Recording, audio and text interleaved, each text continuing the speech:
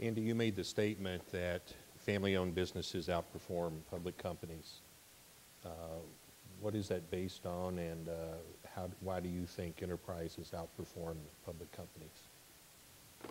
Mr. Kemper may argue with me about that here, but I think well-run family businesses have an advantage over publicly held companies that have to think shorter term. I mean, you can have sleepy family businesses that frankly are not going to do so great.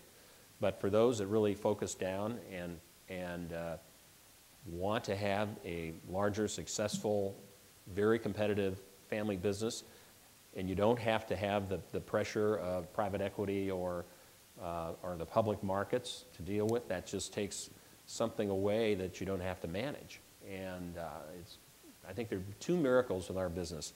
First of all, it's gotten big and successful like it has, and number two, it ended up being private.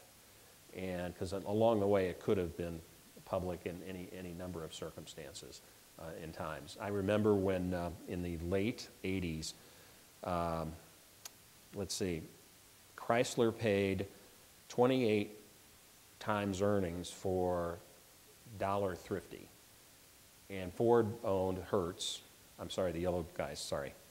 And GM also owned the red guys. And we are saying to ourselves, holy smokes, we're out here going to be competing with car rental companies that are in business to take production away from car manufacturers, and prices are going to tumble. It's going to be a mess. I hired an investment banking firm to get us ready in case we had to sell, because we were the last, man standing, so to speak.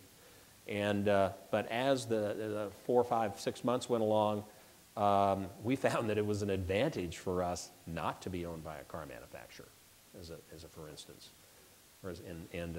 But that's just another chapter, and we've got a lot of chapters that we've been through this 55 years. I do know, I think there was a statistic, I've seen a number of studies that agree with what you said, Andy, and I think there was a stat that flashed on the screen that family businesses outperform others by 6+% ROI, and it's in your folder if you look for that. There is a statistic in there.